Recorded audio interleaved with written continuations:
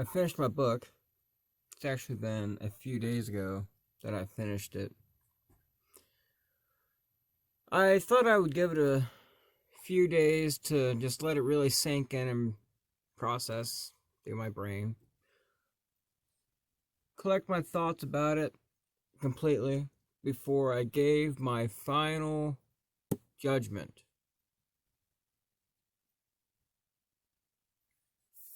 Now, the last couple chapters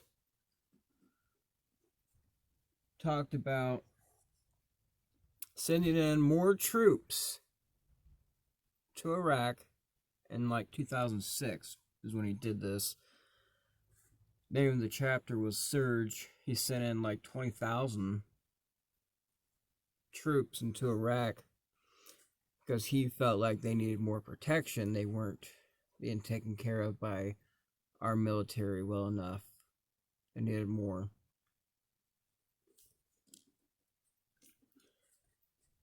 Ironically, right before, I don't know if you'd call it ironic or what you would call it, stupid, funny, hilarious, tragic, I don't know. I feel bad for Bush, really. Right before he decided, he had actually already decided to send in troops, but before he announced he was going to send in troops, one day Mitch McConnell came up to him and said, "Mr. President, I'd like to speak with you in private." Now, I like Mitch McConnell. He is one of our very old senators from Kentucky. I think he's a good man. I liked him immediately, pretty much. And at the very beginning, when I first started seeing him, I was like, wow, this guy seems like one of them old guys in Kentucky. I like him. And later on, I found out he was from Kentucky. But anyway, Mitch McConnell says, "Mr. President, I'd like to speak with you in private, sir." George Bush says, "All right, let's do it." So they go into an office somewhere or some shit or whatever. It was primary season. Senators were, and the Congress, they were worried about their seats. Mitch McConnell says, "Mr. President, you are so unpopular. You're going to cost us seats in the Senate." President Bush says, "Well, Mitch, what do you want me to do about that?" Mitch McConnell says, "Sir, we would like for you to bring home some troops from Iraq." President Bush says, "No go. Hell no. Ain't doing that." He says, "Mitch McConnell, I will not bring home troops from Iraq under political pressure to win poll numbers. No, sir. I will only bring home troops from Iraq when our mission is completed." So he does that. And then turns around and decides to send in, 20,000, 30,000 more troops to Iraq. And they did. They lost the House, they lost the Senate. Completely hurt them. Completely.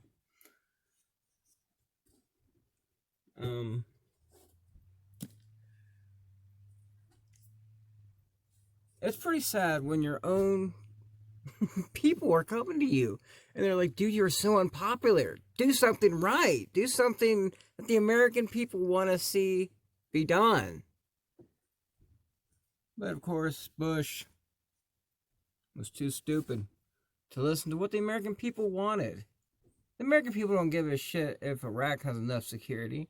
The American people don't give a shit about Iraq, about rebuilding their country, about anything going on over there. The American people worried about our country. What's going on over here? Our people dying for a country that hates us. And Iraq, they didn't want us there. President Bush might have believed that they did, but they didn't. President Bush seems to think it was a good thing that he was rescuing Iraq, whatever you want to call it.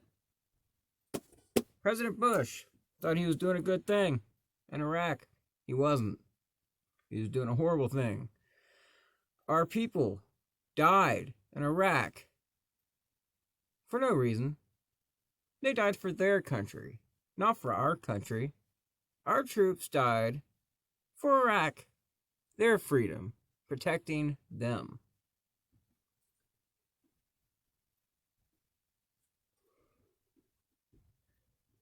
He should have brought home troops.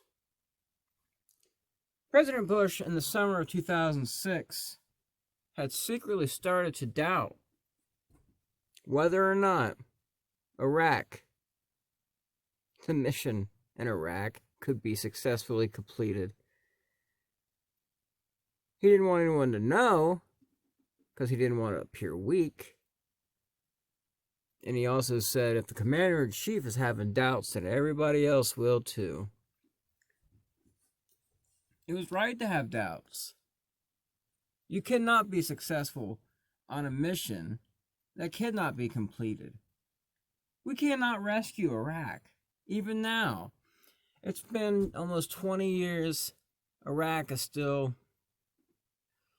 a work in progress, so to speak. It's a joke. It's a nightmare. And it's gone on long enough. At some point, enough is enough. So, what he should have done was actually, I don't know.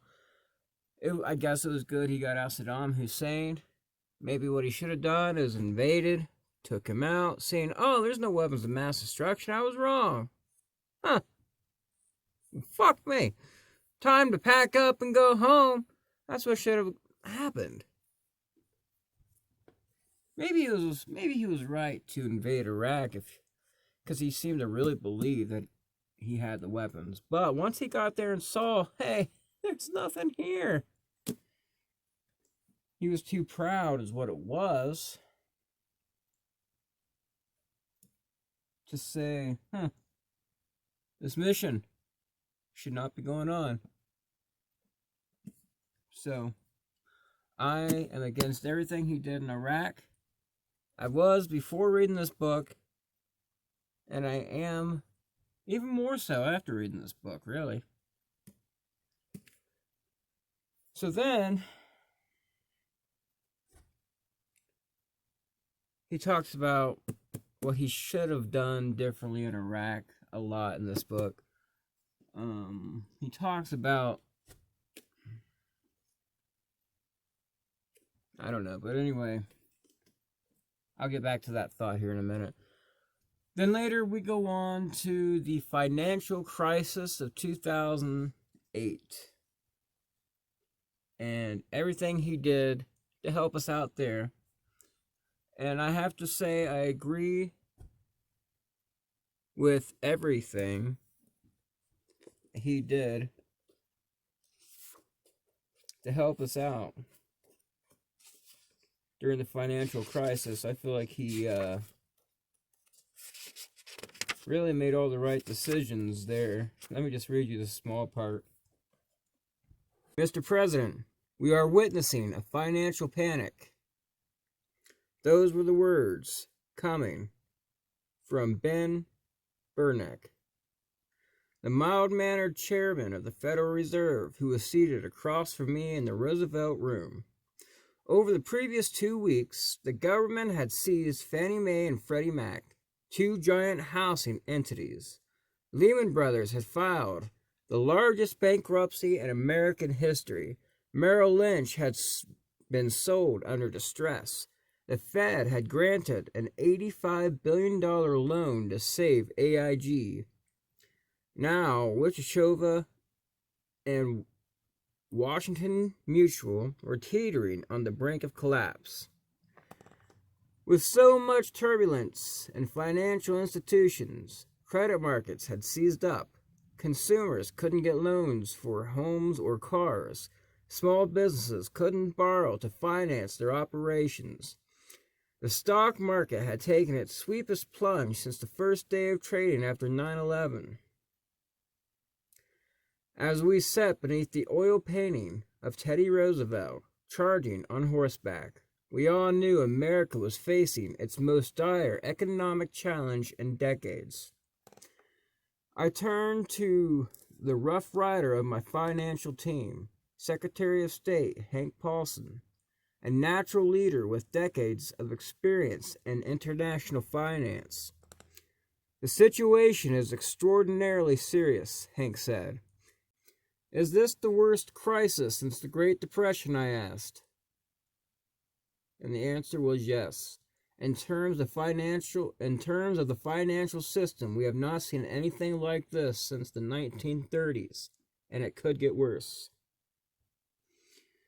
Bush thought to himself, if we're really looking at another Great Depression, you can be damn sure I'm going to be Roosevelt and not Hoover. Meaning, basically, he was going to do whatever it took, no matter what, to fix the situation and try to save the country from economic ruins. And reading this book, it sounds to me like he made all the right decisions during the financial crisis. He did very good during that. George W. Bush did a lot, and he gets no credit for that. And I think that's unfortunate because of the very few things that I feel like Bush did right. He did a lot to help us out during the financial crisis. I can say that. He did very good there. He should have seen it coming sooner. A lot of people should have seen it coming sooner, but they didn't. Unfortunate, yes, but the response, I think, was very good. He made tough decisions, controversial decisions once again, and of course he had a lot of people not on his side because Bush regularly didn't know what he was doing, but after the Democrats saw really God, I should have read you that part too, where once the Democrats really saw where there was a bill where they were going to, just let me try to give you a rundown of this, bail out Wall Street, and the Democrats were against it, and the bill failed. I think a lot of Republicans were against it too. The bill failed. The next day, the market really fucking took a deep crash. Trillions of dollars were lost. Republicans and Democrats were shaken up by it, of course. They put it up for a vote again. This time it passed. My final thoughts on the entire book as a whole. It feels like this book is basically a collection of everything he did wrong and all the things he wishes he had done instead. Every single story in this book, except for the financial crisis, every other story in this book talks about this is what I did and how. It talks about this is what I did, this is why it was wrong, and this is what I should have done instead. The entire book. 9/11, Afghanistan, Iraq, Katrina, everything. His healthcare plan, not his healthcare plan, his Social Security plan that failed, his immigration plan that failed. Everything was, this is what I did, this is why it failed, this is what I should have done instead. The entire thing. It's basically a big book of regrets, is the way I took it. And a lot of it is also trying to explain why he made dumb decisions. Like, this is what I was thinking. This is why it really wasn't so stupid at the time. It's a big book of excuses, really, also is what it is. And reading this book, it really humanized Bush in a very different way that I hadn't seen. In a way I hadn't seen him before. I felt sorry for him. I felt for the guy. it sounds like he really was trying, and he really had his heart in the right place at a lot of different areas, but he couldn't get the job done. Nobody took him seriously enough to actually let him try to do anything, because I don't blame them. He was stupid. It's like, hell no, we're not going to let you touch our Social Security. Hell no, we're not going to let you do anything with immigration. Hell no, you're not going to do anything. Everything you've done so far has been a failure. So, but I feel bad for him. He couldn't get nothing done. It sounds like in a lot of different areas, he didn't really know what to do. And yeah, I do. I feel bad for him. I really do. I had a lot of hate for George W. Bush during my teenage years. Well, before that. From ages 9 till however old I was when he left office, I had a lot of hate for President Bush. Hated him with a passion. Over the years, it's been a long time. I forgot a lot about it. This book was it really let me get a whole different viewpoint of everything. It humanized him in a way. I don't hate him as much as I did. I still fully believe he was probably not as bad as Obama, really, after reading this book. I don't know. But I still fully believe he was one of the worst presidents we've ever had. A complete piece of shit. Shouldn't have been president. He didn't do nothing.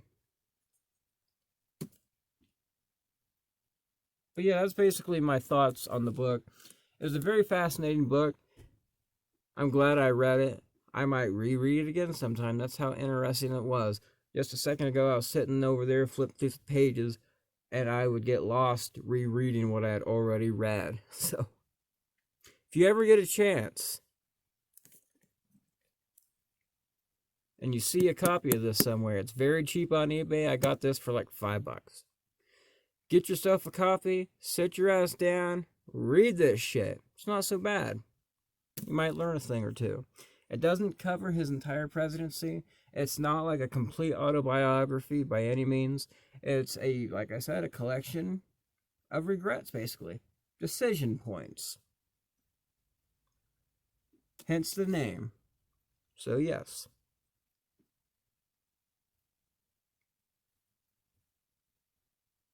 Get yourself a goddamn copy.